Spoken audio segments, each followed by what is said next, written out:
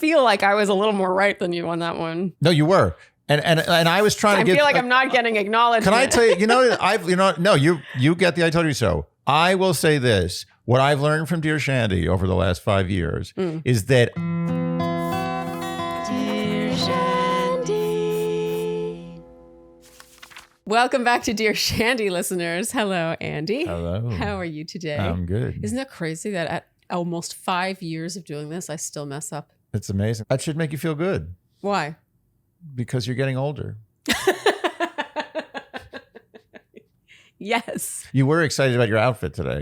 You know what? I was. Thank you for reminding me. Yeah. Well, I think I get excited. You know, sometimes I rent pieces. Sometimes it's like sponsored or whatever. But in the case of today's outfit, I already owned every piece and I've never worn them together in this way. Wow. And what made you so excited? What is it about this outfit that came together in a way that got you excited? Tell me. Oh, man. I feel kind of like a little Western. Ooh. You feel special? I feel special. I feel unique. I feel beautiful in this outfit. Feel powerful? I feel powerful. I'm like really into turquoise lately and I'm finding ways to incorporate it. And yeah, I guess I'm feeling more mystical these days. And so this is like leaning in that direction. You know what I feel like this is? This is like cool cult leader chic. I'll take it. All right. Okay, is our cult Dear Shandy? Yeah. Are the Shandies our cult followers? Yeah. I mean, how do you define a cult, really? I think a cult has a very loose interpretation because cults can be very bad. Yeah. But no one ever talks about good cults. Really? Are there good cults? I don't know. I think cult is generally a bad term. Yes. So you can't have a good cult. I don't know. You're the one who brought it up. So once it's a cult, it's bad. I kind of think so. It's got negative connotation. I don't know. Is there a good cult? I feel like that's just a club. Cult of personality. Well, Andy, today we have a very exciting day for our cult followers because we are going over updates today. We do this only twice a year. We have our Shandies write it. And I got to say, we get so fewer updates than we do questions answered. Yeah. It kind of gets to me. This is the moment where I'm going to guilt you guys. We feel used. We feel used when you write in a question and we dedicate, I think sometimes like a significant amount of time. In the case of some callers, like an hour, other times like 10 minutes talking about your situation. And then you don't even tell us what ended up happening. Yeah. You don't have to have taken our advice. We just want to know. Yeah. You got to update blue balls. Yes. Over and over and over again. Yeah. It's years of blue balls in some of these cases. So shame on you, you users. Yeah. How do you think that I shamed them into sending updates? Good. Shame is what we've been employing at Dear Shandy. Yeah, for a long time now. Yeah. And I think that now that I've shamed them, a bunch of them will send after, now that it's too late. Absolutely. Okay. Shall we get going, Andy? Let's do it. All right. This first update goes all the way back to our first year of Dear Shandy, episode 45. Wow. I know. Really? Episode 45. And this is from question 2. It was a Q&A from Impatiently Waiting. Can it be true that a man cannot be quite ready for a committed relationship, but has full intention to get there? Oh, God. Don't tell me she waited 4 years to figure this out. I would not blame you if you did not really remember this one because it's been so long. Just a quick rundown. He was a 36-year-old man, Andy. Oh. 36, just saying. Yeah, he's a man. He was technically a man. Yeah. They had been dating for 5 months. He had ended an engagement 3 months prior to them meeting on Hinge. She was kind of non-committal. Too close. And she would be pretty on top of like checking in and being like, where do we stand? And he was kind of like, it kind of felt like kicking the can down the road. Yeah. And I'm pretty sure. He just got out on summer break. Yeah. Ready to party. Yeah, he's finally free. Okay. Dear Shandy, my email way back in 2021 about my situationship was the one that sparked your glorious discussion of the origins of the phrase, have your cake and eat it too. Oh, I remember this one. And I believe it was your first mention of the dreaded gray zone.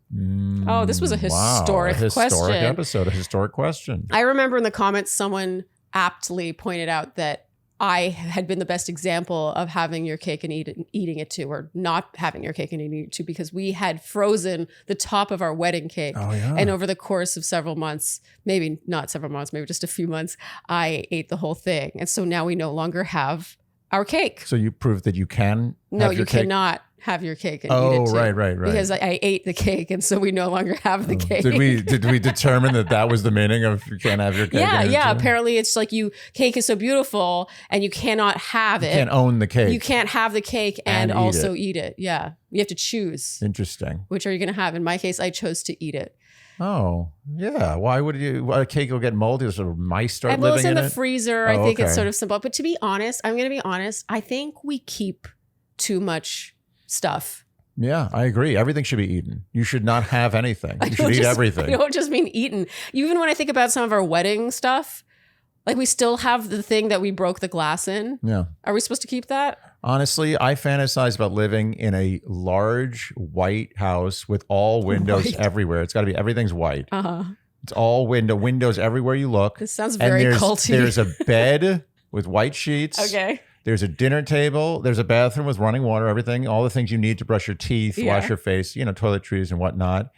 There's a small closet with basic clothes. I have like 3 outfits that I wear the whole year. That's it. There's 3 outfits, 1 for each season. There are 4 seasons, 4 outfits.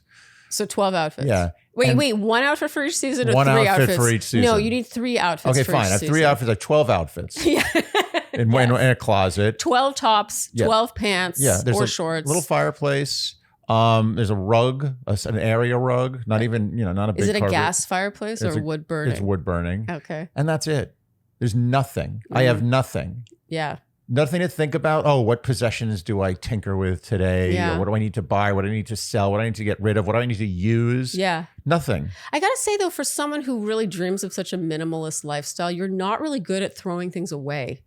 Andy's a little but that's sentimental and suddenly gets attached to things. Because I'm not good at getting things either. So I don't know how to deal with things, period. Yeah. I don't really go out of my way to get things. And then once I have them, I'm like, what do I do with this? I don't know what to do with and this. you have a fear of regretting having gotten rid of it. Right. And so you're like, well, I'll just hold on to it. Like, I remember there was one time early in our relationship where we were going through your old clothes and I was like, you are not keeping some of this stuff. Like, this is terrible. It was so old. You had this suit that looked like it was like your dad's suit. Like, you looked like a little boy and it was just so ill-fitting. And then there came around a time, when we dressed up as Pretty Woman. I was Julia Roberts. Yeah. It was the scene with the red dress and the necklace. And you were Richard Gere's character. Right. Richard Gere. Let's call him Richard Gere. Richard Gere's character. Jim. I forget. No one knows his name. No one knows his name. And so, that's going to drive me crazy. Edward Lewis. Wow. Yes. That's such a generic name, too. Oh, 2 first names. 2 first names I never can remember. Yeah. And Vivian was her name. Oh, wow. I'm so proud of myself. Nice. But yeah, you were upset because I had gotten rid of this suit that was very like 90s. Oh, do you remember that? Yeah, and I was like, you were supposed to keep that suit in your closet for all these years for one day when you might wear it on dress Halloween. Up as Richard Gere, right? Yeah. Anyway, but that was a good example of how Andy doesn't like to throw things away. He's like, I knew it. I knew I shouldn't have thrown that away. Anyway, my point in all this is I feel like we all keep too much stuff. I 100% Just agree. saying. Less stuff. Yeah, buy less. Throw away more, just have buy less. less, throw away more. Yes. Let's start that. Okay, so back to the update. We dated another 6 months, but he never changed his mind on defining the relationship as I hoped he would, so we finally parted ways. All right. Around that time, a new guy started at work and we immediately connected. Spoiler, we got married in March. Ooh. And she sent a photo and it's so cute. That's a big deal. Yes. The kind of ex-boyfriend had reached out for months saying how sorry he was, that he was filled with regret for what he put me through, that he actually loved me, and that he was ready to commit to me. I shut it down multiple times and thankfully haven't heard from him in years. So, Andy. I told you so? She said, so you were right. Yes, you did tell her so. He was never going to come around until I left. That's what you said. But luckily, I found someone who deserves all my love. Hoping I never have to write to you again. No more waiting. Because she had been impatiently waiting. I love this. And here's a photo of her with her husband on their wedding day. She says, my husband watches every episode with me and we love you both. Oh, what a nice couple. They're beautiful. I love what it. What a lovely couple. This is a Shandy marriage. We were going to take credit for this one. I don't know if we can take credit for this marriage. Okay. just because they didn't meet in any way through the podcast. Like, I mean, at what point, what's the line in the sand where you're like, just take, and if there's even the slightest chance of taking credit, we take credit. That's how it works. and if there's the slightest chance that you could say, I told you so, you will. That's right. Yeah, Okay. It's the 1% rule Well, so far, Andy, you are 1 for 1 in the I told you so. on the updates. Yeah, taking credit. All right. Yeah, So you have a board? Is Yeah. there- Okay. Ding. Okay. Thank you. So this next update is still going all the way back to episode 71. Oh, wow. Also These a are Q&A. oldies. I know. This really, it's a good array today, I'm going to be honest, despite my guilt tripping. This was a Q&A, question 5 from Tara. Should I re-pursue my former high-paying career at the cost of my husband's? Do you remember this one? Okay. Vaguely, yes. Okay, so they were both in their early 30s, no children, and she was considering going back to her old career, even though it wasn't really convenient, didn't make a lot of sense, and it would sacrifice some of his stuff. And a lot of it, she could admit, was due to ego. She felt like she didn't have the same status in her job. This is based on my memory, so it could be a little fuzzy, but yeah, all the original episodes are linked below in case you want a refresher on this one. But I have to tell you, one of my all-time favorite thumbnails we ever made was based on this question. Oh. Do you know which one I'm talking about? Are you going to show it? Yes. It's going backwards, where I'm like looking forward and you're looking behind. I like that one. That was one of my it was my idea back when we did those. Dear Shandy, I am writing with an update more than 3 years after you originally answered my question. I did take your advice in that I did not go back to my previous career, and I have never regretted that decision. Ooh. You helped me see how downright silly it would have been to go back to a job I didn't enjoy just for the money that I didn't even need. Oh yeah, I remember this. Oh, now her I husband remember. made enough to support her, so she could Right. pursue her interests and Yeah. creativity and whatever. Take it. Yeah. Yeah. But here's the kicker. We took it to the extreme. My husband and I actually both quit our jobs and we moved almost 1,000 miles to live near our families. We had both suffered some personal losses during COVID, and after listening to your answer, it was so clear to us that we had been following money and had wasted so much time with loved ones that we could never get back. Our priorities were really messed up, so we sold our house, moved close to our families, and I started working for my family's business. Wow. In the past 3 years, we bought a house, he got a new degree. I have been more challenged and fulfilled professionally than ever before. He ended up getting rehired locally at the government job he had given up when we moved, and we are expecting our first child. Oh my God. Wow, what an update. Wow. The time we've gotten to spend with our families has meant the world to us, and it has been worth every second of discomfort and second guessing. I finally feel like our priorities are right. I know we couldn't have taken these chances if we didn't have great support systems and if we hadn't made so many sacrifices for years. But dear Shandy helped make it very clear that my path forward was more in my control than I had ever realized. Without your pretty strong opinions, I think my situation even upset Andy because the answer was so clear. I do remember getting upset. I don't believe I would have ever had the conviction to give up my very cushy life and take some chances. And for that, I will always be grateful. Thank you, dear Shandy. Oh my God. What an update. I love this one. My heart is full. Yeah. How sweet. I think I have to remind myself of this. And isn't it funny? Some things are so timeless. Like, I'm proud of us for giving that answer years ago, Yeah. but I still find myself getting into this mode of, it's like, how do I grow bigger, faster, stronger? Wait, what's that from? That's from something. It's Kanye. Oh, no. Sorry. I was more so referring to like success. Yeah, I'm sure there are other forms of bigger, faster, stronger, but that's the most No. most Let's relevant forget one that ever recently. happened. Okay, but yeah, you feel like, well, I've done that. Well, there's like a saying about how you have these goals and then it's human nature to achieve the goal and then already be like looking at the next goal. Like you don't even celebrate what you've You don't stop to accomplished. smell the roses. Yes. And I totally catch myself falling into that sometimes where it is about the money or the success. Like when I have like breakdowns, it tends to be because I feel like I'm not successful enough. Absolutely. No one on their deathbed has ever regretted not working harder and not making more money. Yes. Yes. But they have regretted doing the opposite. Yes. Working too hard, not spending enough time with loved ones. Yeah. Not just walking in a field and watching butterflies float around with a little puppy, possibly named Ruby. Oh, isn't that funny?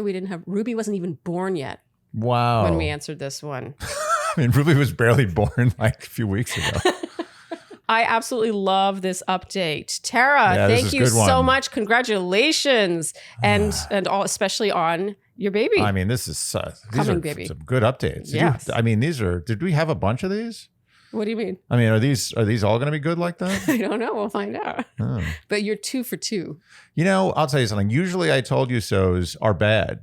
You're like, I told you so. We shouldn't have gone to this stupid club. It's terrible. Yeah. You know, and everyone suffers when an I told you so is cashed in. Yes. But what I love about the Dear Shandy I told you so is it's almost always just delightful. Yeah. Yeah. You get the benefit of both. Yeah. Well, I mean, maybe those are the people sending in updates. Maybe that's why we get so few updates. We've discussed this topic before in another update session. Maybe they're like, well, it's like reunion. It's like people who goes to reunion, people doing well.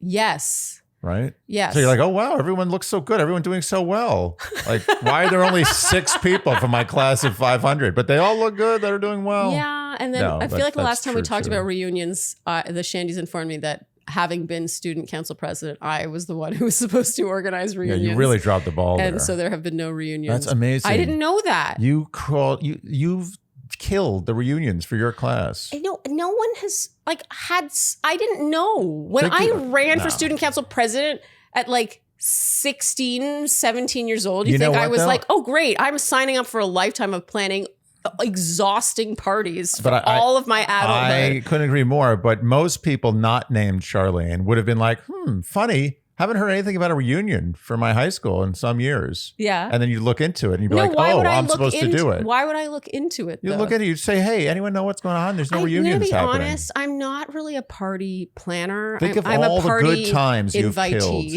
You go. I go to parties. I don't plan parties. Let's be honest, you're not a great invitee either. What do you mean? You got a 50-50 hit rate on invitee. Oh, of going? Yeah, you got some social anxiety.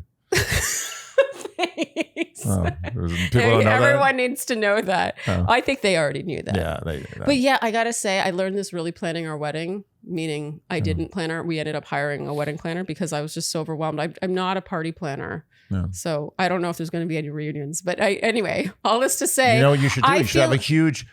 To make up for it, you should have a ginormous 25th. Year high school reunion. Yeah, like ginormous. Just ginormous. You could be like, I'm sorry. It's an apology reunion.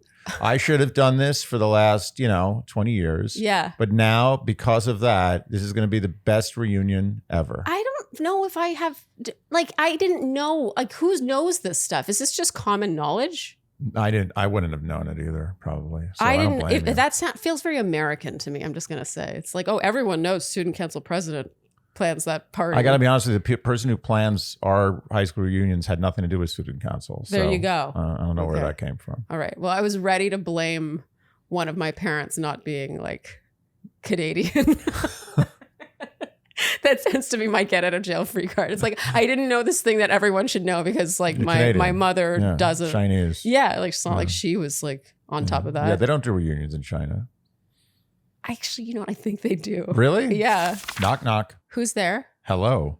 Hello, who? Hello Fresh. Now open up your mouth. Hello Fresh. You do open up your mouth for Hello Fresh. You do, instinctively. Yes. You're like, Hello Fresh? Okay. You also open up your door because it's delivered to your door. HelloFresh is America's #1 meal delivery kit. They are the OG. So how HelloFresh works is they deliver all the ingredients and recipes for you to make delicious home-cooked meals at home. And maybe you aren't a natural chef, as I once wasn't. Honestly, I credit HelloFresh with teaching me to cook some major things. Sauces in particular. And they have doubled their menu. They have a lot of really healthy options. I love that you can even filter based on, in our case, I try to do gluten-free for us. You can even filter. And I would go as far as saying it's even more affordable than cooking on your own. Well, it depends on where you buy your groceries and what city you live in. But 100%. Beyond feeling healthier, you also have a sense of satisfaction. And you have less shame. Yes. And we know that's a driving force in a lot of our decisions here. So the best way to cook just got better. Go to HelloFresh.com/Shandy10FM to get 10 free meals plus 1 free item for life. For life? For life. What if That's you live till 110? It says for life. 1 per box with active subscription. Free meals applied as discount on first box. New subscribers only. Varies by plan. Again, that's HelloFresh.com/Shandy10FM. That's Shandy10FM for 10 free meals plus 1 free item for life. All right, this next update is from episode 274. So we're skipping ahead quite a bit. This was a Q&A question 2 from S. My partner goes out partying late every weekend. Am I being disrespected? I remember this one. Yeah, I remember this one too. Yeah. This is not a good one. Not a good one. No. Dear Shandy, I'm proud to be here with a happy ending. Well, first, how would I start with what she ended up posting in a comment? Yes. Because I think this is important. Okay. So soon after we posted the actual episode, she commented with her update. And then we pinned her comment so everyone could know what was going on in real time. Hi, S here. Turns out he was cheating. And now he's living with his new 25-year-old girlfriend that he left myself and the kids for. Yikes. You're right. I never told him to stop going out because he worded it that he was going through something. So I was trying to be understanding and give him time and space. I did ask him to invite me out with his friends, but he would refuse and tell me I'm no fun. Because I'm a breastfeeding mother to our baby who isn't even 1, Yikes. so I can't drink. Oof. Thank you for your input. I appreciate you both for answering. What did we say about this? Well, so I recall this was a tough one because there's 2 ways you can answer this one. My partner goes out partying late every weekend. She was at home breastfeeding their baby. Right. And I definitely felt she was being disrespected, but it just also felt like a leap to be like, your husband is having an affair, he's cheating on you and all this stuff. This is one of the answers I remember regretting the most after I gave it. Yeah. We should have been harder on this guy. Yeah, I agree. I think that we've come a long way in having the gumption to tell people what they don't want to hear and to cast doubt on something. And we were still young.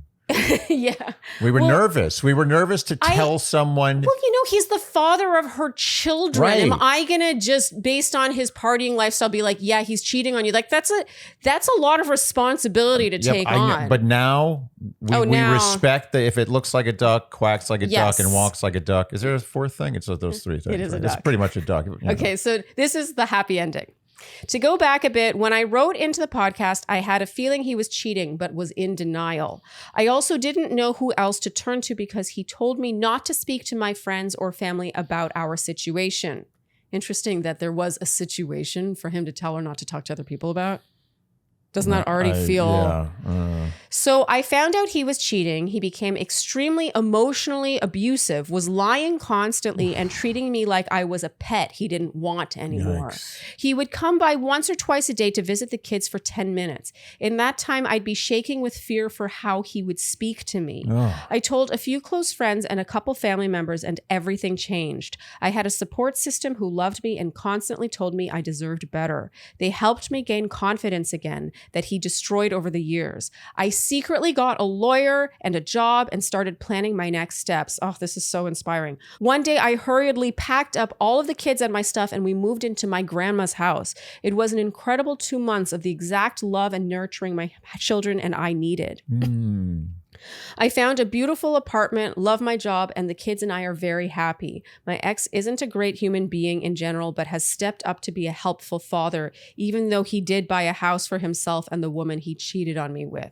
We get along well enough to co-parent now. I also discovered I am not an introvert at all. I am quite extroverted and love being out, doing things, and meeting people. It's funny how things change when I actually had a choice to make instead of being forced to stay home while he went out. All is well, and I made out stronger and better than ever, smiley face. Thank you for answering my question in the first place. I really admire and respect you too, and hope to find something similar to what you have one day. Best, S. Wow. Wow. This is, you know what? This is very sad. It's tragic. But what a happy ending. Yes, she found herself. She's the rising phoenix from the ashes. Yes, she found herself through all that. You know, there are a lot of people who might have put up with it, turned a blind eye. I don't know what else. You know, she went through the fire. She escaped. Yeah. Oh, that's so inspiring. That's really inspiring. And, you know, there comes a point I feel like, you know, marriage is a legal contract. You know, to put it dryly, it is. It's a legal contract. Yeah. And I think that, and life is a legal contract. Living in a city is a legal contract. Yeah. You've signed a contract that says, like, I will not, you know, go through red lights. I will not rob people. I will not burn down houses. That's a contract.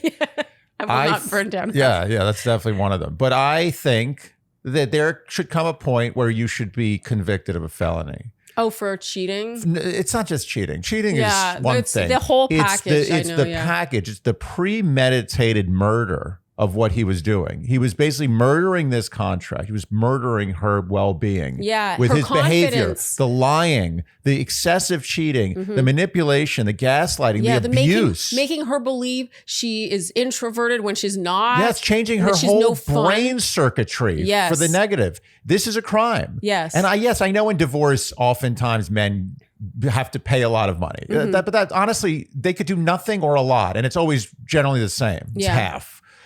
This is a crime. Yeah. And I think this is a jailable offense. I think he needs to spend 30 days in a jail cell to think about what he did. Because I think this rises to assault. Yeah. And I believe that. And honestly, and I'm in the same face that's talking now, I will say that I don't villainize cheating in every circumstance. Oh yeah, people know that by now. We've discussed People this. don't love that about us. They don't love that about us, but it's very specific. I don't say all cheating is fine. I've never said that. Specific human flaws are accepted in life. This is not a human flaw. This is repetitive, premeditated behavior that is aimed at furthering yourself and destroying someone else and a family. And I think that's a crime. Wow, so well put. I mean, he really sounds honestly terrible. And I know that they co-parent now. He's the father of her children. That was always holding me back. He's the father of her children. How much doubt do you cast on someone like that?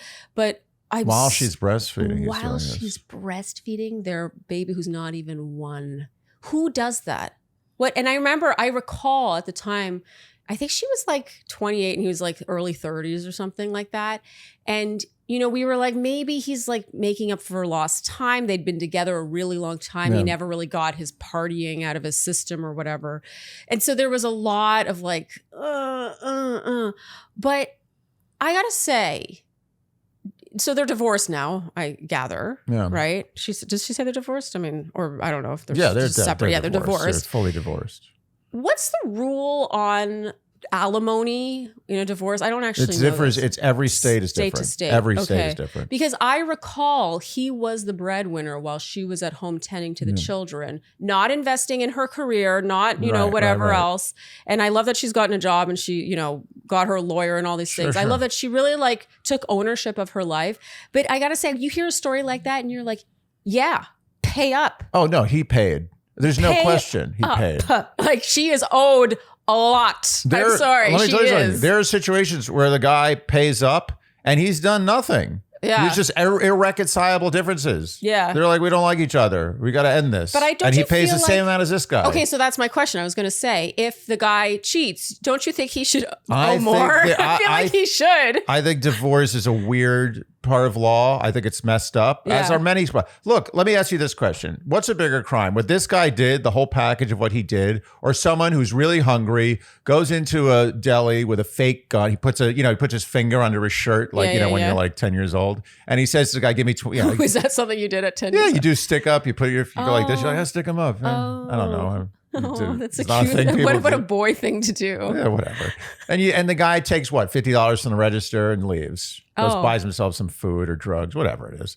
But my point is that a worse crime than what this guy did? No, but that guy is doing a year in prison. What about just like petty theft? What if the guy goes into the deli and just steals a sandwich? Oh, without even threatening someone? Yeah, there's no gun. That technically, if it's a second offense, third offense, he could do time for that. Yeah, that's crazy to me. This guy, I agree.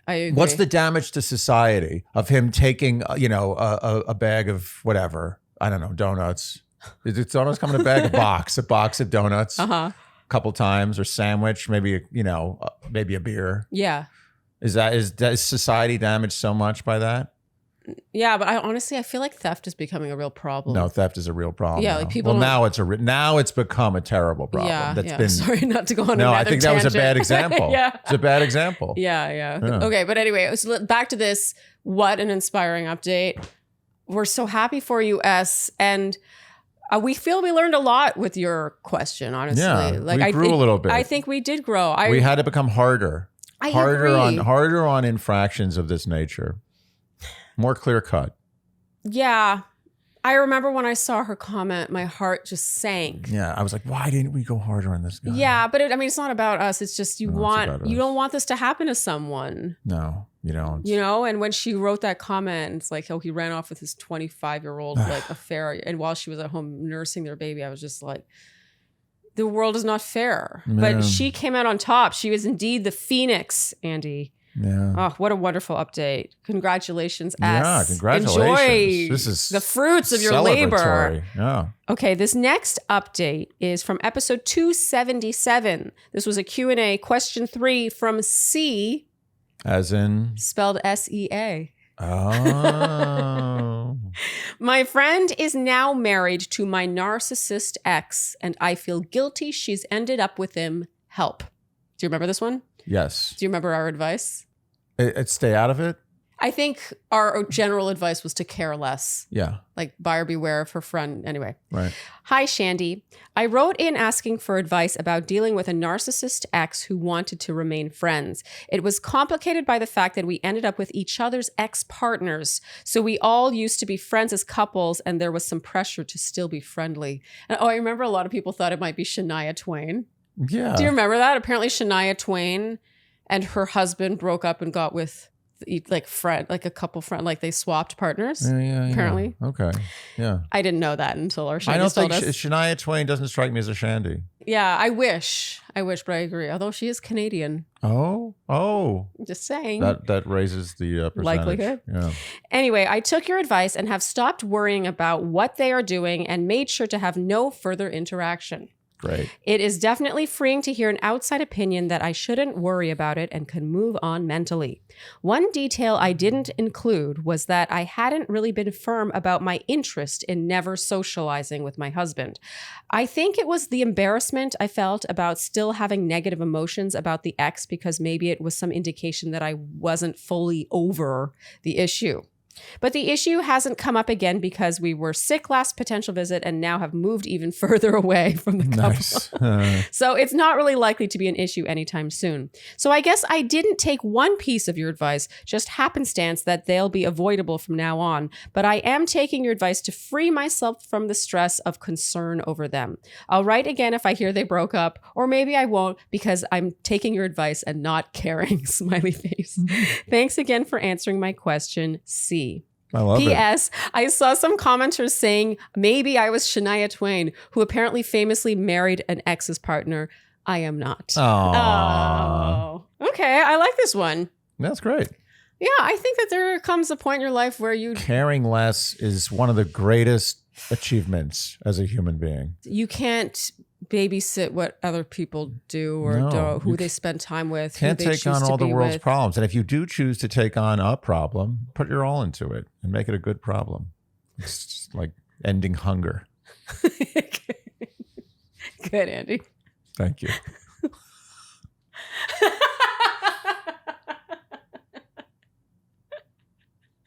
Silence. Okay, so we're now, I would say, 3 for 4? Yeah. Is there a ding for this one? Were we right? I don't know if it really, there's no right or wrong. You know in what? This one. I like a clean I told you so. Okay. This is good. Yeah, but it wasn't quite I told you so level. I'm not cashing in, no. Okay. All right. This next update is from episode 279. This was a caller, Lauren, titled, Your Situationship is Too Comfortable.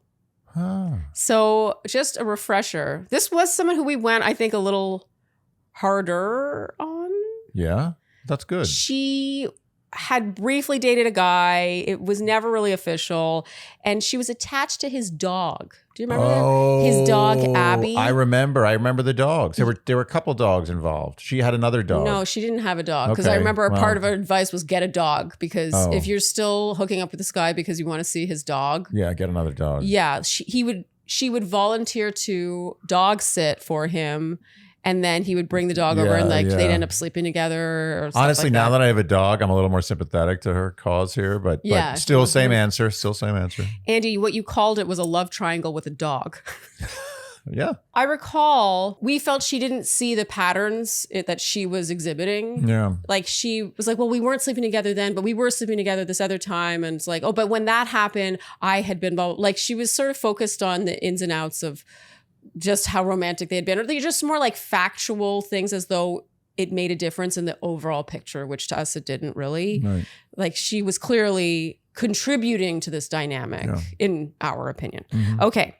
Dear Shandy and Ruby, I can't believe it's been a year since I did Dear Shandy, and I definitely have some updates for you. Good ones, I promise. First of all, I want to congratulate you guys on adding Ruby to your family. The love you have for a dog is just indescribable and something everyone should experience. And I was especially glad about this because during my call with you, I felt like you guys didn't really grasp the essence of Abby in my life.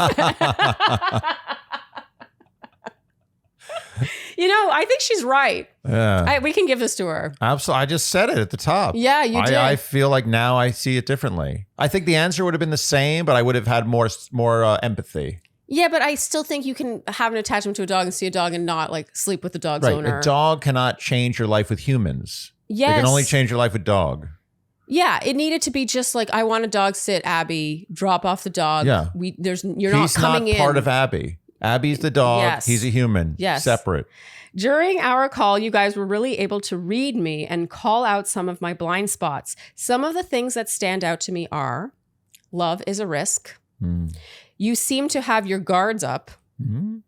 You only show one card when the other person shows his whole deck. During that period, I was so engulfed in the whole betrayal that happened that you guys calling out the real issue made me change my train of thought. For a whole damn year and change, I put myself in a low-risk situation with a guy I didn't even really like. It made me go into a rabbit hole of why and how do I really feel and why do I not know how I feel about this guy? I recall this. Yeah. She was like lukewarm about him. Yes. And yet she was continuing to engage in this like low quality, like breadcrummy situation. His stock was raised by the dog.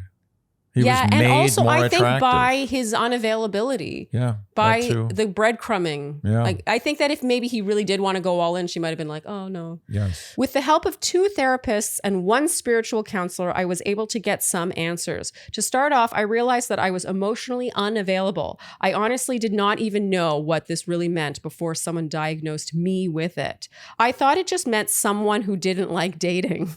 Well, being emotionally unavailable for viewers like me means someone who is unable to connect with others on a deep emotional level, often avoiding vulnerability, etc. Well, why was I emotionally available, you may ask? Because I went through some traumas in my life that gave me fear of rejection and abandonment. Sprinkle in some disorganized attachment style as well. I also realized that these traumas conditioned me to believe that vulnerability was a weakness rather than a way to connect with another human being. So in order to avoid all these fears and adhere to my conditionings, I picked men who would never reject me, men that I knew liked me more than I liked them and showed their whole deck. And if they ever did reject me, I wouldn't be that hurt anyway, since I never liked them that much to begin with. And since vulnerability is so horrible, why ever let someone in on my secrets and traumas? All sums up to me being in a situation with a guy like Abby's dad, just floating and avoiding my fears and unfortunately what my heart truly wants, a real connection with a guy I really like. Coming into your podcast and getting this reality check and a view on my blind spots really allowed me to explore and recondition myself. I met someone last summer and was in a situation where I had to show my deck and went through a spiral. The whole time I kept hearing Sharleen say, love is a risk. And trust me, I took some. Things didn't go as planned with this guy, but I was really proud of myself for putting myself out there and doing something uncomfortable. I hope the future brings me more guys who are worth facing my fears for, and I'm truly excited to push my boundaries and take some risks. Smiley face. In the meantime, I'm practicing being vulnerable with my new friends, moved to a different state to physically let go of some traumas I faced growing up in New York City. And I feel more myself than I ever did before. Thank you so much for picking me to be on your podcast and giving me a redirection in life. Aww. Oh my goodness. Wow. Lauren, what an update. I'm overwhelmed by this one. Yeah. Because you know how much work that took? She did the work. She did the work. 2 therapists and a spiritual counselor. And a podcast. Yeah, yes. Is that a ding I hear? And a podcast. I mean, I remember hearing her talk about the sequence of events. And some of these events would be like, oh yeah, and he then told, right after we slept together, he told me he had a crush on someone else and blah, blah, blah. And there wasn't even emotion behind it. It was more like the injustice of it, but not like I was hurt by that. But at the same time, she kind of liked it. But she was like, well, now I don't have to have any attachment to this. Yes. She was living kind of in a no man's land. But you know, you can have an inkling about someone, have a feeling, and let's be honest, we all know people in our lives. We all have friends who you're like, you might express some of these thoughts to the way we did to Lauren. And they're like, whatever. Yeah, that's it. Like, they're done. I'm good. I don't have anything to fix. It's everyone else. It's not me. Not me. And the fact that she was like, no, there's something there is really inspiring. Like this is like motivational shit right here. She did some heavy lifting. She did the self work, the hardest work of all. Yes. The hardest job. Yes. That's a 24-hour-a-day job. It is. It is. I mean, as someone who's working on myself, like. It's the worst. It's a lot easier being in denial. Yeah. Lauren, we love your update. Congratulations. Yeah, we applaud you. Yeah, congratulations on getting out of the city. I hope that you've gotten a dog by now. Yeah. And we're sorry we did not fully understand the gravity of your relationship with Abby. It probably helped our advice to not understand. I agree. Yeah. Ding. All right, this next update is from episode 281. This was a Q&A. Question 2 from Stressed. How should I handle my toxic ex-worker and her gossip? Oh, I remember this one. Yeah. Scary. This one scared me. I feel like that title kind of sums it up. Yeah. But reminder, the episodes are linked below if you want to go refresh yourselves. I'll just get to the update. Dear Shandy, thank you for Aing my Q. After I wrote you in December 2023, it meant so much. Quick age update. I'm 35, husband just turned 41. I was frankly blown away when you chose my email. Sharleen, when you said you were kept up by my question, I nearly cried. I cry too easily, I know. I'm so sorry for ruining your sleep at night, but it was such a kind reaction. I was so touched. And Andy, I loved your diatribe against Lucy. My husband has taken to interjecting with, go f*** yourself, Lucy, you bitch, in honor of you whenever her name comes up. It's rare these days, but still never fails to make me laugh. You are both lovely, empathetic people, and your responses threw into sharp relief the number of awful people populating my life. Oh my God. How nice. That's nice. Thank you. Yeah. Separately, though very much relatedly, I've been going through a pretty tragic situation with my nuclear family. I'll be brutally honest, I dealt with severe narcissistic abuse, physical, emotional, psychologically, the gamut throughout my childhood. This transitioned into very toxic adult relationships within my family. Apologies if that's dark. This is a good news update. I'm a fighter and have surrounded myself with an amazing chosen family that includes my husband, a handful of dear and close friends I've known for a decade plus years each, and a safe space in my life I never thought I deserved. Your empathy for me, a stranger despite my Shandy creds, was a key part of 2024 for me. It was one of many important reminders that I deserve to be around good, kind people. I started seeing my therapist more regularly, and I joined a peer support group for people who've been through narcissistic abuse. The organizers work with Dr. Romani, among other preeminent voices on narcissism, codependent relationships, etc. I will link our episode with Dr. Romani right here because that one is killer. I have cried countless times over the hardcore, rock-solid support my husband and friends have been from me as I cut contact with both my parents. Uh-oh. It may be obvious, but I have issues with receiving kindness. As for Lucy, I've been doing an aggressively polite but pointed brush off when she texts. Her messages have become sporadic, though I've heard that she's been asking other people what I'm doing. I find this weird, but I'm ignoring it. Nice. That situation was just a microcosm of something much deeper in my life. I don't know what is going on with any of her workplace gossip. I've separated myself from that world, thank God. Nice. There's nothing like the relief of freedom from toxicity. It's like you can breathe again after a long time of holding your breath. My husband and I have moved countries. I've quit my job and am taking some time to figure out what I want to be when I grow up, which I'm lucky enough to get time to do thanks to an endlessly supportive partner. Things couldn't be better. I just wanted to tell you that you're both a treasure. I'm so excited to see the podcast grow and can't wait for what's next on the horizon for Dear Shandy. Much love. Less stressed. Oh, that's a great update. I love it. Also, self-work. Growth. Yes. Self-growth. Yeah. I like it. I love that she's It's not linear. No, isn't it interesting? Lucy was just she's a messenger. She's a teacher. Yeah, but she was like She's passing through. She was one part of a bigger whole that was an issue for stressed. You know, it's true. Toxicity. Sometimes you get involved with someone who's super toxic and you suddenly feel, because in today's day and age, we're all connected so much. There was like time 50 years ago, you just, you move to the next town, you never deal with this person again. But like nowadays you feel, and our brains are not able to understand the difference between getting a text message and physically seeing someone. It's just interaction, right? Really? So you feel. Oh, I feel like there's such a difference. No. There's a lot of difference. What I'm saying is, you feel like if someone sends you a text message like "I'm going to kill you," it feels as bad as if someone's in the street telling you. As a matter of fact, it feels worse. No, I would think that it feels worse in the street. No, because when you're in the street, you see the person's face, you're right in front of them. They're like, "I'm going to kill you." You're like, I don't know if I buy that. Yeah, I don't believe it. Like, this is bluster. But when you get a text, there's no emotion behind it. It's just cold. You're like, holy shit, this might be real. Anyway. I feel like there's more to unpack here. I don't know if I agree. Unpack. There's a big topic. Because if someone's like, I'm mad at you, like if someone confronts you about something you said or did over a text. Oh, that's way worse. I much prefer in person. In person, I can hash it out. And also in person, it's softened. That's the thing, is the delivery is totally different. Yeah, people are tougher on text. Yeah. You see them in person, they don't say anything. They're just like, hey, how's your day going? You see the game last night? But on text, they're like, I'm going to kill you, bitch. Okay, but what was your point? Anyway, my point is that I'm gonna kill you, bitch.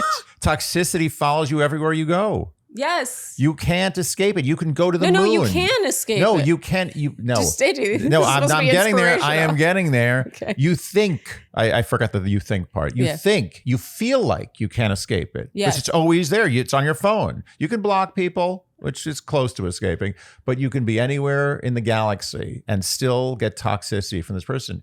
The thing we have to learn is that that's not true. It's an illusion. Yeah. They're not there. Yeah. They're not there on your text. They're not there in your email. Yeah. They're not really there. You can get rid of it. Yeah. It affects you as much as you allow it to affect you. Yeah. It's an illusion. Yeah. It's a mirage. Just it's not, they're not there. If they're not right in front of your face, which by the way is in many ways the best situation. Yeah. They're not there. Just forget about it. Totally. Love that. Yeah. Good, Andy. Thank you. Nice. Thank you very much. I think it's funny how whenever I give you a compliment and you say thank you, about 50% of the time you cannot help but add thank you very much at the end of it. Come on, Elvis. I gave a letter to the postman. He put it in his sack. Bright and early next morning, he brought that letter back. He wrote upon it, return to sender, address unknown, no such number. No such zone. We had a quarrel, a lover spat. I write my letters, but my letters keep coming back. Good, Andy. Thank you. I confess I got distracted at some point by your little toes. I move my toes a lot. Yeah, when Andy sings, his toes are going like this. They do. They do move. That was good. I like your Elvis. It wasn't very good. No, I wasn't committing. I know, but in general, you undercommit with impressions. Thank you very much. Yeah. No, you have to go all the way in any impression. Gotta go all the way. Gotta go all the way. Gotta go all the way in impressions. All right. This next update is from episode 321. This was a Q&A question 2 from Lou. Lou? L-O-U? L-U-U. Am I the asshole if I give my friend unsolicited career plan advice? Hi, Shandy. It's Lou, pronounced Lou, L-O-U. It's a nickname, but I think it's cuter when spelled with 2 U's. I was happy when you answered my question. I immediately texted my husband, a Gandhi, and he told me to stop watching so we could listen together. Also, I was not the one who left you a 1-star review. I would never. You know what? When you said Lou...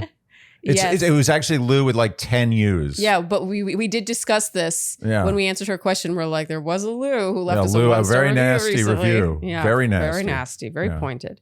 On to the update. I did talk to my friend A about the accreditation issue with her master's program. Okay, so yeah, she wanted to give her friend advice on her program, the fact that it wasn't actually going to be. Oh, yeah. I remember this one. That's great. And ... She did not listen to me. It was a good conversation, but she said she thought her program was fine and the licensing issue wasn't a big deal. However, a semester in, she realized why programs need to be accredited. Hers was 100% online with no Zoom classes, and she was having to teach herself. She applied for an accredited master's program at her state university this spring and got in. I even wrote her a letter of recommendation for the application. She starts this fall. I wish she would have listened when I told her, but maybe she needed to learn for herself. It all ended well anyway. Thanks again. Love, Lou. And I followed up personally because I just wanted to know. This is the sick side of me. I wanted to know if her friend ever acknowledged. I told you so. Yeah. Yeah. Can you blame me? No. I mean, don't we all want to know the answer to that? That's tremendous. I told you so. That should be an accredited I told you so. An accredited. Yeah. And the answer was no. Oh, she did not acknowledge. That's not surprising. Yeah. I feel like I can kind of picture this sort of person, the sort of person that just applies for a program that isn't accredited. Yeah. And then when I'm told that it isn't accredited, I'm like, whatever. Yeah. Even though you know what you're talking about because like this is what you do, I'm still going to not listen. It's a person who is a little sloppy and their life doesn't take accountability. Yes. That's fine. Yeah. Whatever. Yeah. Oh. I mean, we all know people like that. She learned her lesson, and our friend Lou got her I told you so. I'm going to be honest, though. People like that in my life are not on the inner circle. No. I like it when people have it, like, pay attention to detail and remember things. And it's not about giving the I told you so. It's about, like it takes balls. It took Lou balls to bring this up to her, right? And for her to kind of be like, I'm not worried. Yeah. It's fine. Yeah. I don't know. I just think it's interesting. That's great. You sort of file it away. That's all. Okay, Lou, thank you for the update. Really liked that one. And thank you for not leaving us a 1-star review. All right, this next update is from the exact same episode 321. This was question 4 from Anonymous. I vented about my sister in my journal and she found and read it. Help.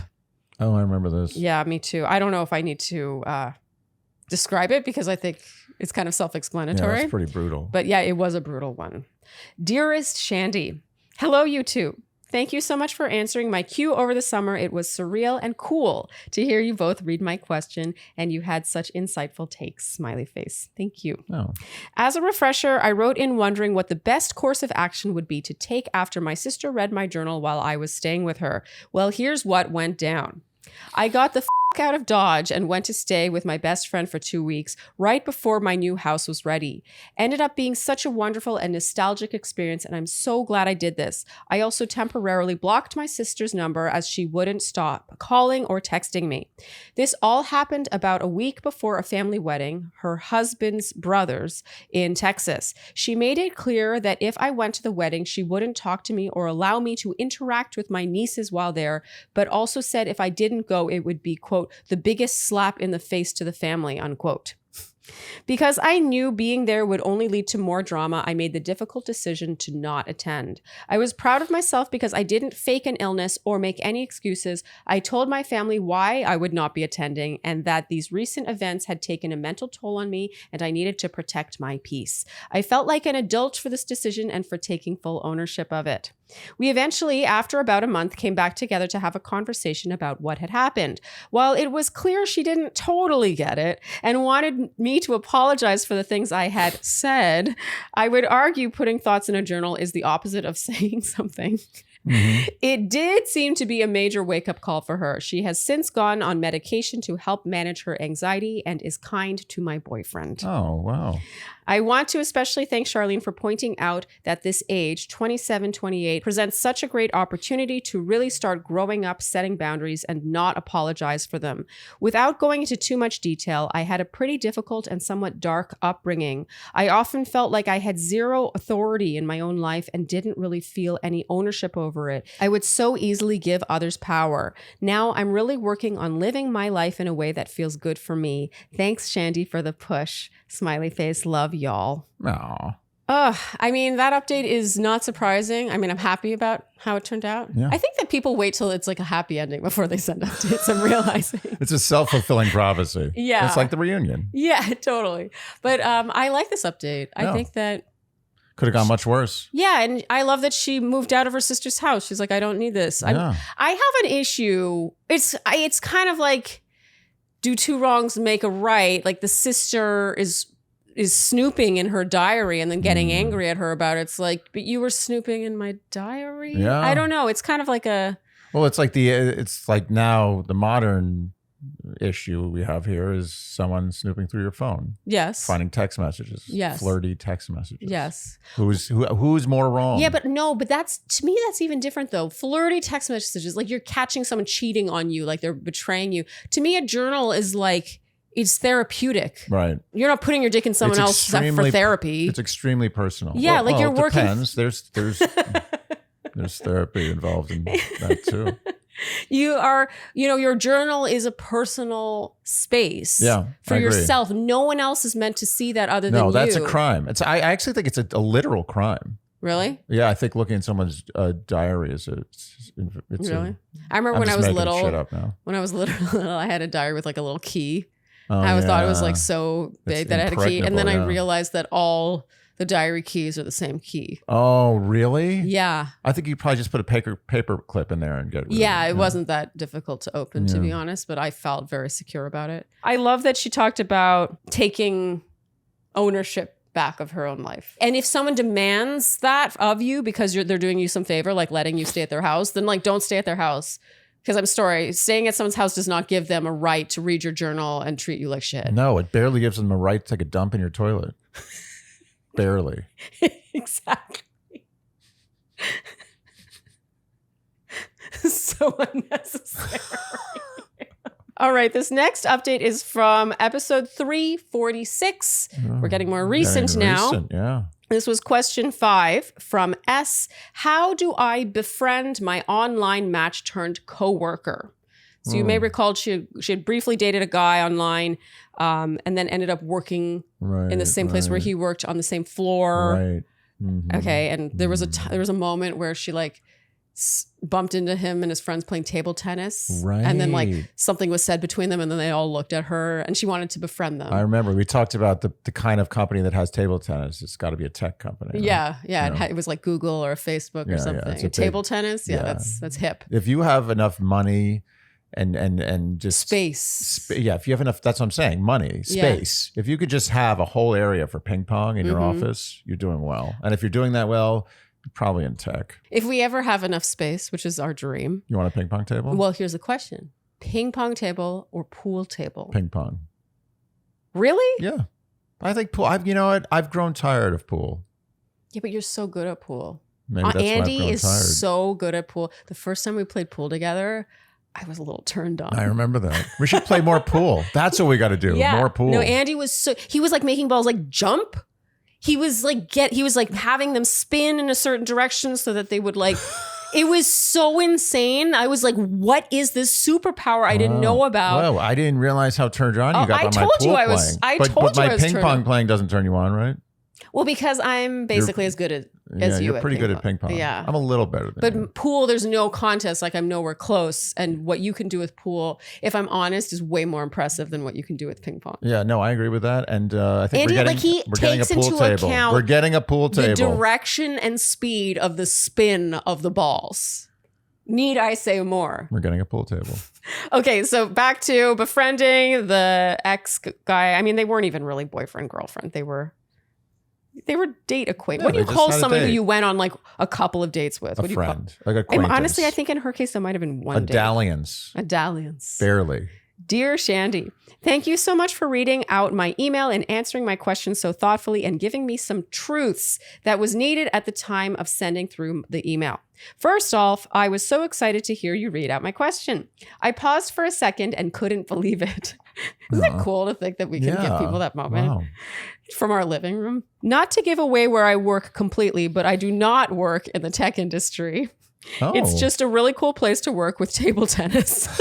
A hedge fund then. I come from a country that, Andy, you said you would want to kill in another Q&A. Oh, what country was that? It was between... which on behalf of my country, I am sorry for the ticket. Oh. So she's from New Zealand. New Zealand, yeah. Yeah, where Andy got a ticket. Not allowed back there. Andy got a ticket that I really feel he should pay. I'm getting to it. I really feel he should pay it. It's just not worth it. You forget about the money, but if we ever want to go back to New Zealand, it is a thing of principle. If you are going 60 miles per hour on a highway, I don't believe you should get a ticket. No one cares about the principle. They just care about the unpaid ticket. I was doing 60 on a highway. The money, you wouldn't even notice the money. And they wouldn't notice the 60 on the highway. No one noticed it.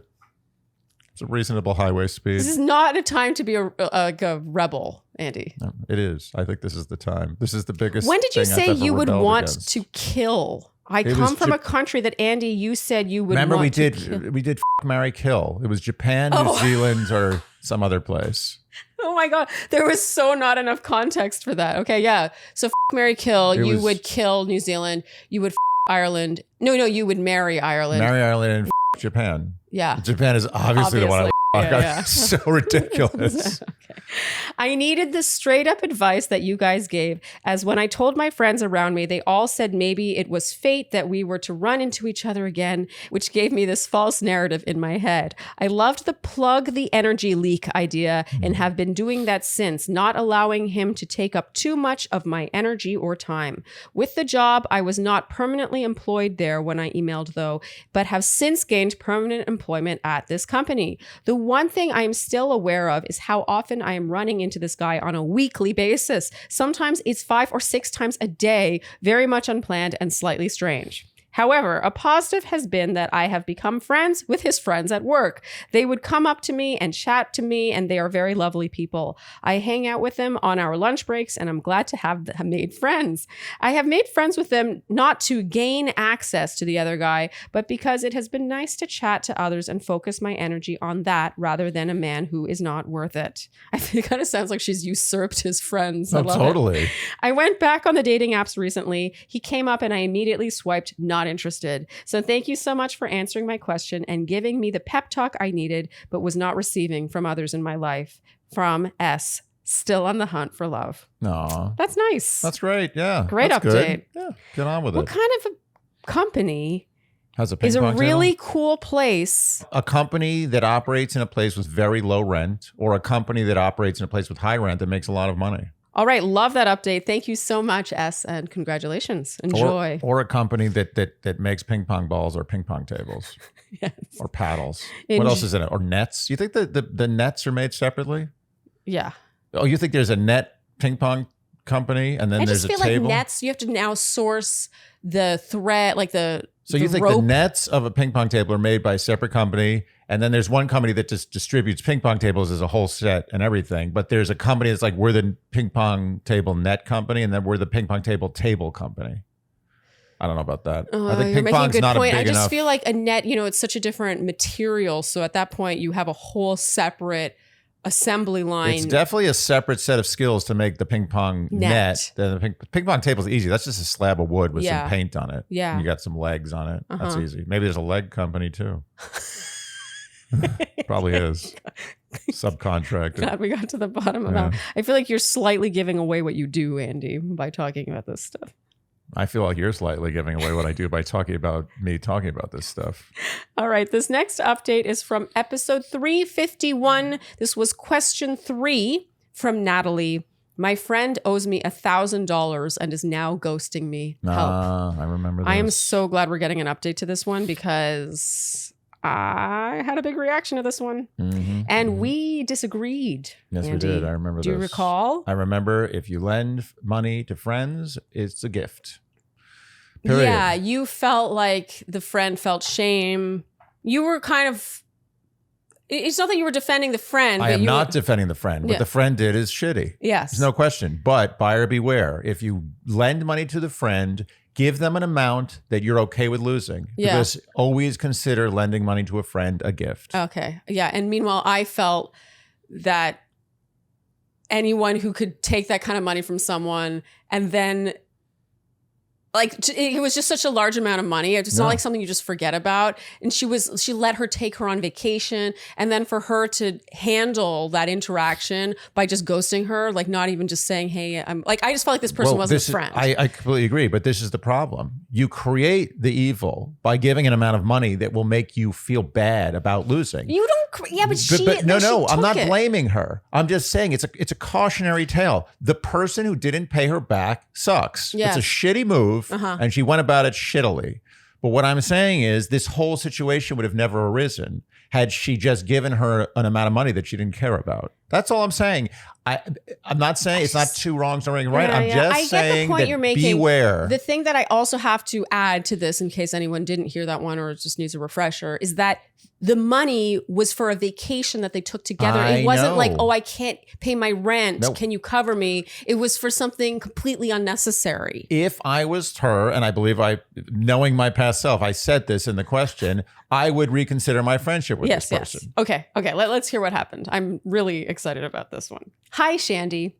I wrote into you guys last holiday season regarding my friend and I taking a trip out of the country and her never paying me back for the cost of the hotel we shared, about $1,000. First of all, I want to let you guys know how much I really appreciate the time and thought you put into your responses. It was actually so helpful that you both had somewhat different opinions on it, because obviously so did I. After listening to the podcast, I appreciated Andy's thoughts about shame playing a big role in V's response, because it did seem like a very extreme and out of character thing for her to do from my perspective. When I listened to the podcast, it was around the holidays, and so I was inspired to reach out to her with the idea of our friendship being what mattered most to me. I thought the holidays would also be a good excuse/segue to reach out and see how she was doing without it being about money. While visiting my hometown for the holidays, I was met with strong opinions from friends and family to not contact her because she wasn't putting any effort in to save the friendship other than the random "I miss you" text every 2 months. Everyone around me seemed to have the same thoughts as Sharleen on the matter. I did... Basic. Are we all basic bitches, Andy? Are you just trying a little too hard to be different? I did see it from their viewpoint as well and decided not to reach out for the time being. As time went by, it became less of an emotional trigger for me, and I came to the realization that we drifted and just weren't friends anymore. A few different things have happened since then that helped me come to this realization. In the fall of last year, V and I were supposed to go to a concert together after our trip. But prior to the trip, I had paid for her concert ticket so that our group of friends would all be sitting together. A week before the concert, we were still in a weird spot about the hotel money. I reached out and asked how she felt about going, let her know I'd love for her to come and that she could just count the ticket as a birthday present. She told me she had to work late and that I should sell her ticket. A couple months ago, she posted pictures on social media from a concert she went to where she had VIP gear in the pictures, which hurtful because you're blatantly making a choice to not pay me back and also now posting about it. Also, in my original question I had sent to you guys, I mentioned how a mutual friend had given her money for our trip. Well, I recently had lunch with that friend who mentioned that it was not a gift to her, but a loan. And the only reason she lent her money in the first place was because before the trip, V had been claiming she was worried she would have to pay for everything because, quote, Natalie has not saved any money. Again, the one talking is Natalie. Yeah. Side note, the mutual friend was never paid back either. After that, it became very clear to me what kind of person V is. It actually helped with closing the chapter of this friendship. Unfortunately, she is not the person I thought she was. Don't get me wrong, I am upset about the way this all transpired. However, it is kind of a nice resolve to know that she's definitely not someone I want in my life. All in all, a lesson was learned here. You'll never catch me loaning an amount I can't personally afford, haha, but I'm still not letting this affect me in a way where I won't be generous with my good friends. Thank you so much again for all your help, Natalie. Oh, good. Well, I mean, this V is a real cheapskate. Yeah. And it's not just, this is the thing about this. Yeah. You can make so many scenarios about what happened here. You say, oh, maybe the trip wasn't good. Maybe after that, she's like, I don't want her as a friend. I don't need to pay her back. I don't give a shit. Still a cheapskate, but there's the explanation. No. What this person is disrespectful. Yeah. She's inconsiderate. Yeah. And if you lend someone an amount of money like this and they don't pay you back, it's not about their financial situation anymore. It's not about that. Yeah. It's about the fact that they're not addressing it. If it's addressed, that shows friendship. That shows love. It's like, listen, I have faults. It's so true. I screwed up. I feel bad about this. I'm going to get you paid back. Yeah. It may take me 10 years. Yeah. I'll pay you $1 a week for 10 years. It's Well, the that's almost acknowledgement, exactly right. the acknowledgement 20 of years. that the 20 years transaction. for $1 a week. It's the acknowledgement that the transaction ever occurred. She just took and walked away. It's the lack of love. Love would just be like, I know the elephant in the room, and I'm going to talk about it. This is a trait that I have, we've all encountered people like this in our lives, and I have so little tolerance for it because one of my biggest peeves in other people is entitlement. Yeah. And it can be entitlement to your time, your energy, and your finances. And I feel like when someone acts like your money is worth less than theirs, do you know what I'm saying? Time too. Time is another one. Oh, meet me at 1:00 at this restaurant. I got a busy day, so I can only probably do an hour. They come at 1:45. One of my biggest peeves is when you're all waiting in line, for something, and someone tries to butt you in line, and I'm like, what the hell? Like, I'm also waiting. That's criminal. Wait, is my time worth less than your time? So in this case, I feel V acts like her money is worth more than other people's money. Yeah. She's like, yeah, you can spend your money on me. I'm like, I would like that. There's all different types of not getting paid back by friends. But this is an example where I would say, would you want to be stuck on a desert island with V? No, because it represents so much more. Right. You think V is sharing the coconuts that she's going to find? I can't rely on V for anything. No, she's always looking out for V. She's looking out for V. Maliciously looking out for V. She is going to be hoarding what she finds, what she scrounges, what she forages on that desert island for herself. You're going to be like, oh, your breath smells like coconut. Like, no.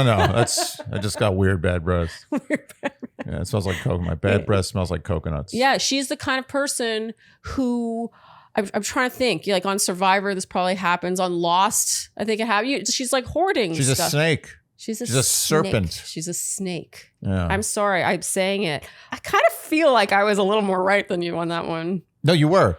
And I was trying to get. I feel like I'm not getting acknowledgement. Can I tell you? You get the I told you so. I will say this: what I've learned from Dear Shandy over the last 5 years is that I should rarely give the benefit of the doubt.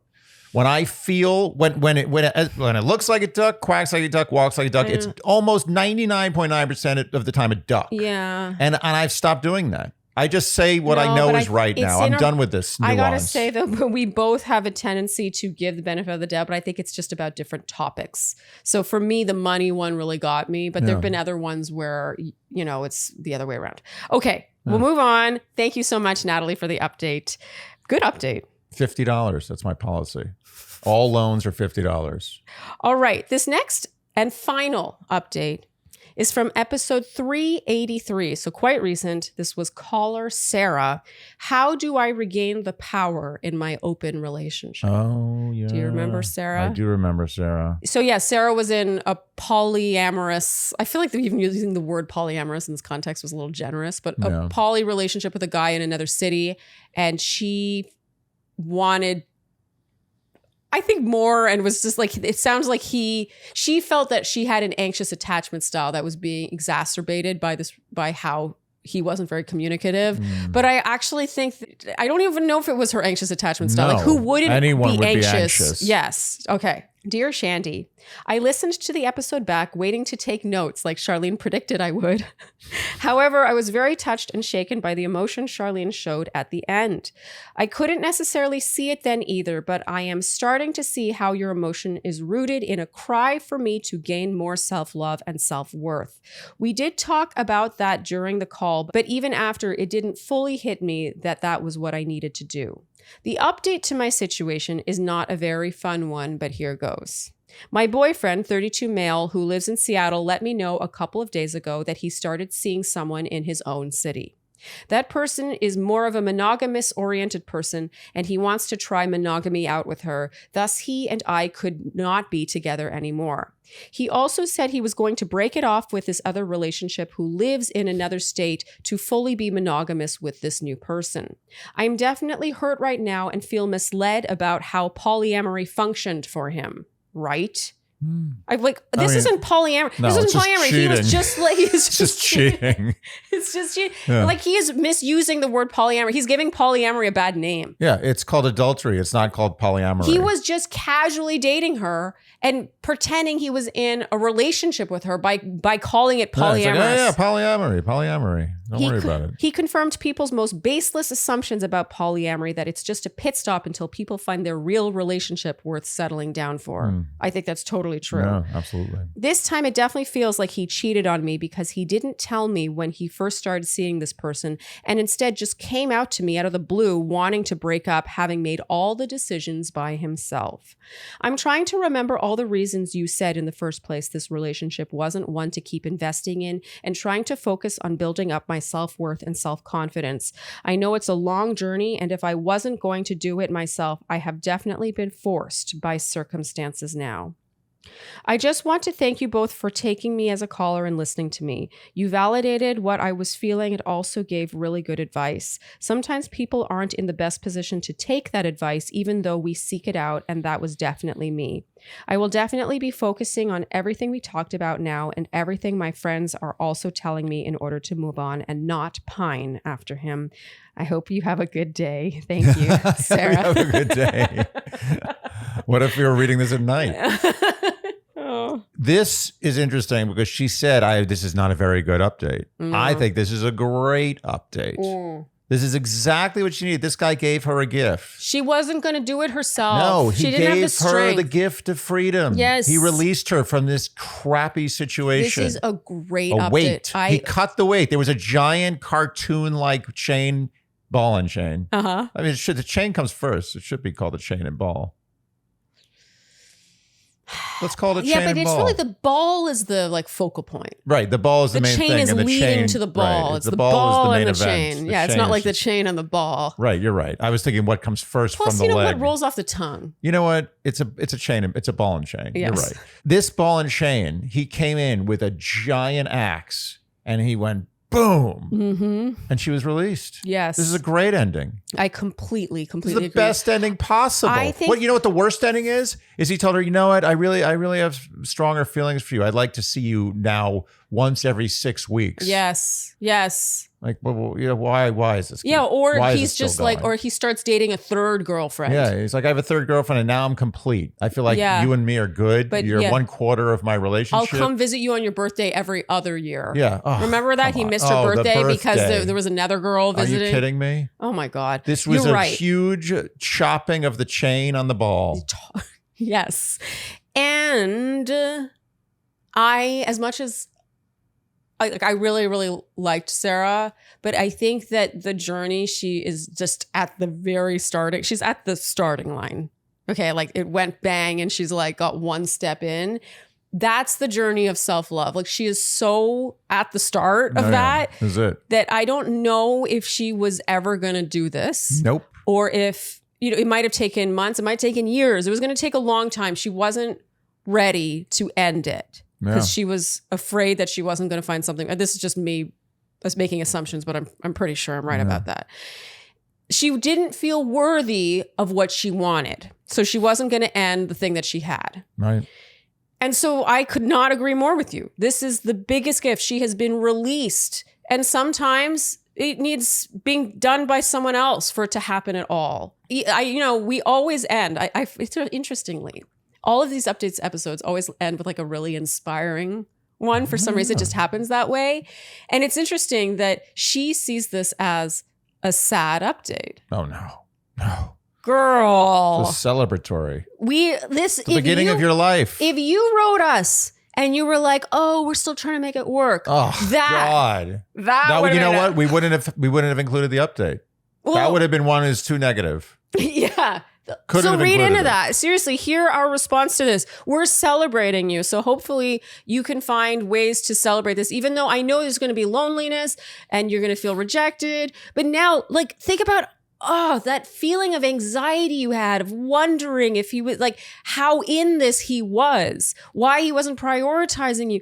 Think about how much more time you're going to have, how much more energy you're going to have to focus on yourself. Yeah. You were focused on him so much and what he thought of you. So heavy, so much weight. Yes.